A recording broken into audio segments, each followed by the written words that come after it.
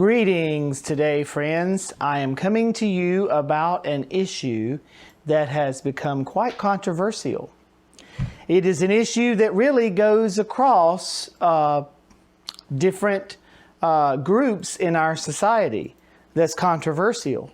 I mean, this issue has become controversial in other countries. This issue is controversial in this country in particular, and has even been brought to the attention of political people and even the Justice Department in this country. Now, what am I talking about here, and what am I going to talk about related to something I wrote earlier this year? Man, this year has been an eventful year. There's so many things that have happened in this year.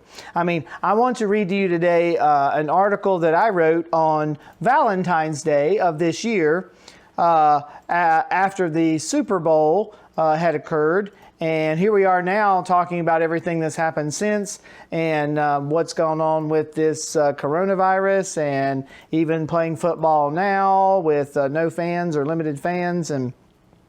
But the issue that I'm talking about that segued me into wanting to read this other article is this issue of what has happened in our society, not completely by surprise, because it is a pattern that has occurred in cultures all through history, and it is even expressed biblically in Romans 1, where God gives a person and culture over to things. And 3 times there in Romans 1, it says he gives up or gives over to their own lust and their flesh. So this is an important thing to consider, not necessarily particularly shocking that it has happened, but it really should cause us to pause and recognize and really bring a conversation to us that hopefully can have a higher standard for things that we do and stop some of this stuff that goes on. Now, do you believe that sexual trafficking is a problem? Well, if you don't, you're naive. If you don't, you haven't thought about or read about or understood what happens across this world, and even in this country, and even happened around the Super Bowl, and happens around the Super Bowl more so than any other thing because of the media attention on that event.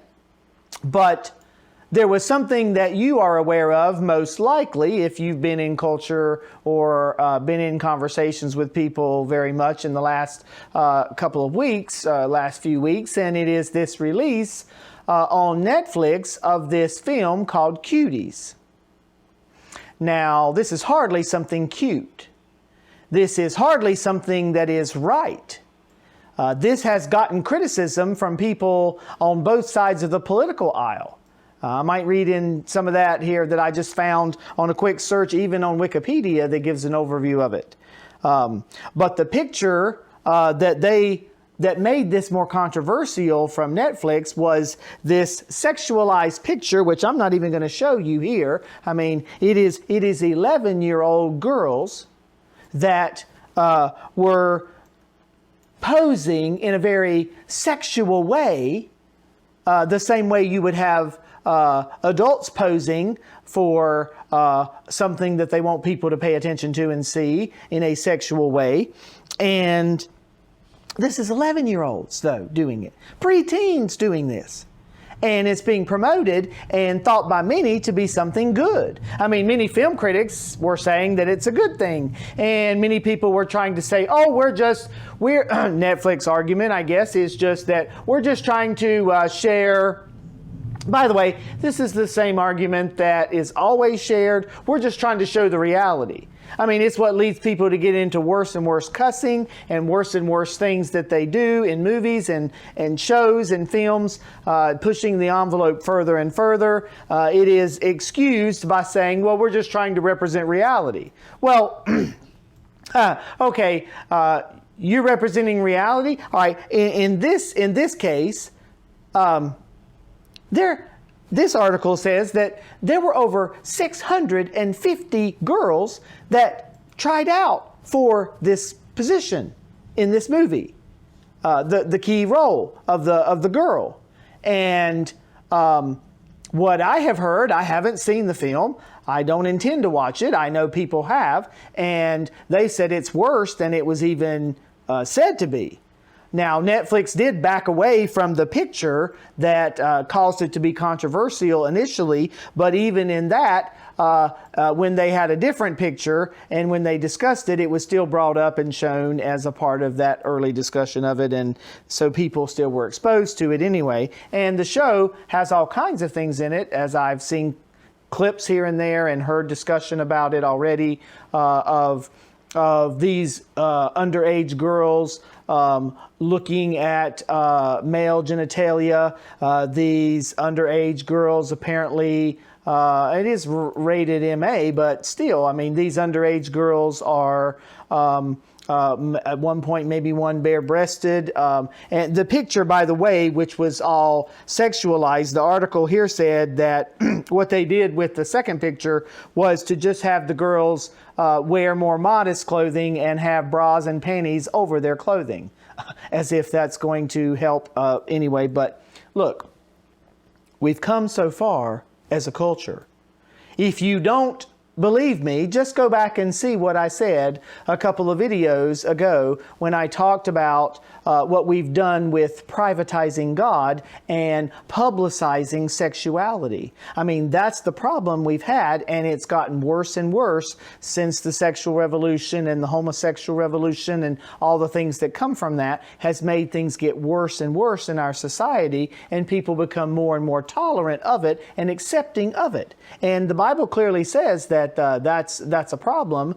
The last place being a debased mind, and it being bad for those who are even accepting of those who do it. And there's plenty of evidence of this. But in this case, this film that was mostly done in France and different places in France has received criticism from people because it's Muslim girls, a Muslim family represented in it.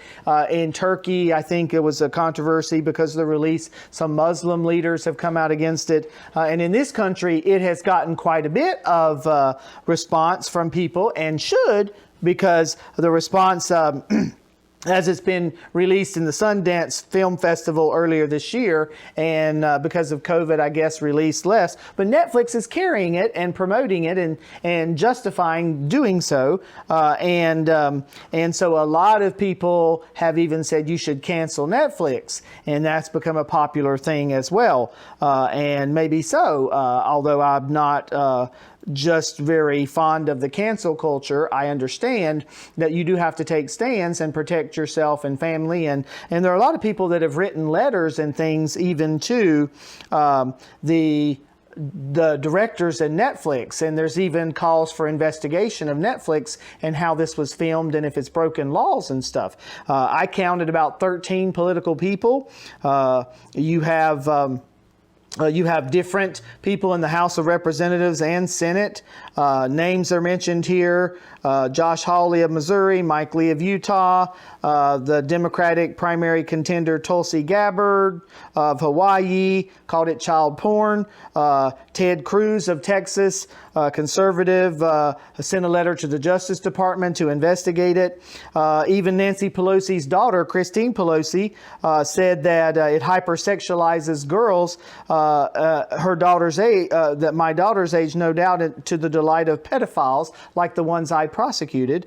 And Tom Cotton of Arkansas and Representative Jim Banks of Indiana criticized it in different statements, and it talks about Ken Buck of Colorado, Andy Biggs of Arizona, called for the Department of Justice to investigate.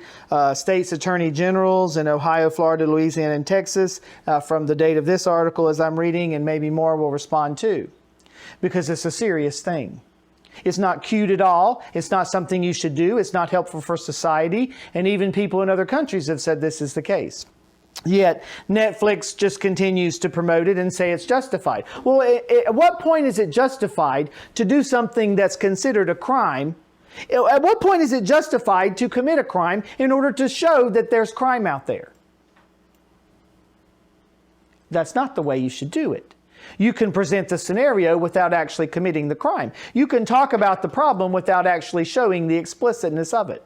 You don't have to do it that way. That's not a proper expression, and it causes more degradation in the society, and it will if something's not done.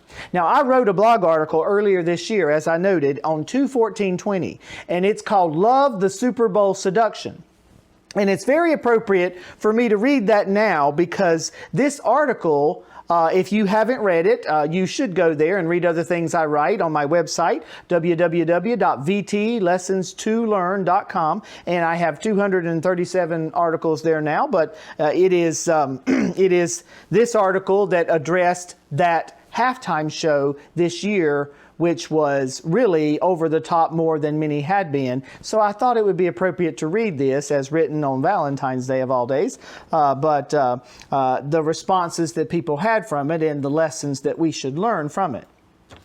So as I say here, love it, hate it, love to see it, inappropriate dancing, fantastic performance, obscene. These are just some of the comments following the controversial 2020 Super Bowl halftime show that everyone knows was very sexually charged and even seductive. Outperforming the actual Super Bowl game by at least 1 million people, Fox reports that the halftime show reached 103 million viewers. As of the writing of this article, the seductive full performance of the halftime show has been additionally viewed by nearly 125 million times on YouTube. Now, I didn't check it, but I bet it's way higher than that now. Why such interest? Did you watch it? Do you like it? Do you love the Super Bowl seduction? Did you know that the Super Bowl game, as with any other major sporting event, becomes a magnet for sexual and other human trafficking? While there may not be a direct cause and effect in the game itself, the sheer amount of people surrounding an event like the Super Bowl lends itself to those who care so little about life that they enslave others into forced labor and specially push young girls and women into prostitution. While we don't yet know all that may have happened in Miami during this year's Super Bowl, we know that the FBI reported 169 sexual or human trafficking arrests in the days surrounding the 2019 Super Bowl in Atlanta. While Shakira and Jennifer Lopez would likely cry out against any such crime, wouldn't they be guilty of seducing so many and even contributing to those crimes through their erotic performances? What are we modeling for our children, who we know are going to be on social media, who we know already get in trouble for sexting, who we know already talk about it way too much in our schools? What are we doing as a society? If you don't take a stand, why do you take a stand on anything? Just do what's right in your own eyes.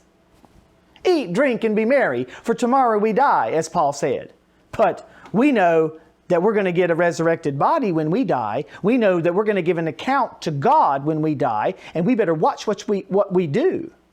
Now, that's another video I could go into, but let me continue here. Watching some of the background behind their performance, you can see how long and hard they trained for this. Hundreds and even thousands of people helped in choreographing and planning all the moves, dances, and atmosphere that encompass this salacious and seductive show.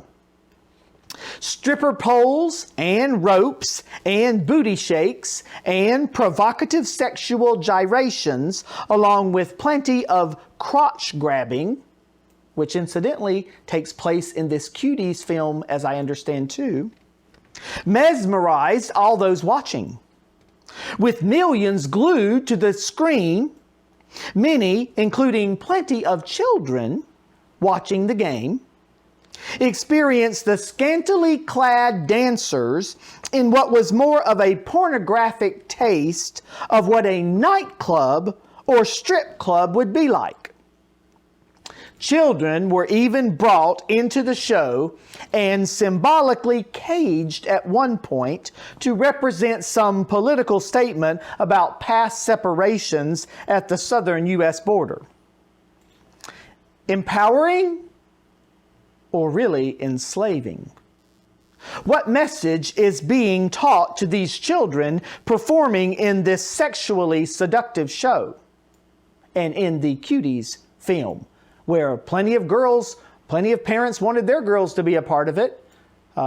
650 or so trying out for the lead role.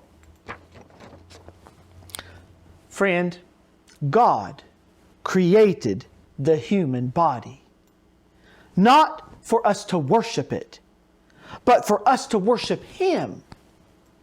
He made us male and female. He designed us to have pleasure with sexuality.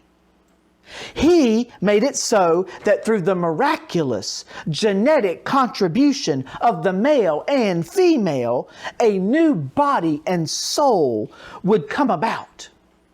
He commanded Adam and Eve to be fruitful and multiply and to fill and subdue the earth. Genesis 1:28. God created sex. Sex is not the original sin. Sir, rejoice with the wife of your youth. Love your wife and make that eros, a word for love, Greek word for love, with her. Meaning you fully enjoy sex in marriage and stay committed to your spouse. And let her breasts alone always satisfy you. Proverbs 5:18 and 19. Ma'am, honor God and your husband with your body. Don't let this beautiful expression be publicly spread abroad. Proverbs 5:16 and 17, as I addressed recently in that Publicizing Sex, Privatizing God video. We dare not pervert what God created and intended for pleasure when practiced His way. Learn from the experienced wisdom and even mistakes of Solomon. Proverbs 5:14. If you don't learn from that, consider the consequences of sexual infidelity from the Me Too movement. Don't be seduced by immorality. Many people have lost their positions, even this year, because of sexual immorality. Many people, well-known figures, have been revealed to have been involved in inappropriate sexual things that they've done, in fornicating things they've done. Be warned from Proverbs 5 and understand that sexual sin is sin you commit against your own body, as well as any other body you immorally involve. 1 Corinthians 6:18. Realize God will give you up to perversion if you choose it. Romans 1:18 to 32, as I mentioned at the beginning. See the three stages of this in verses 24, verse 26, and verse 28.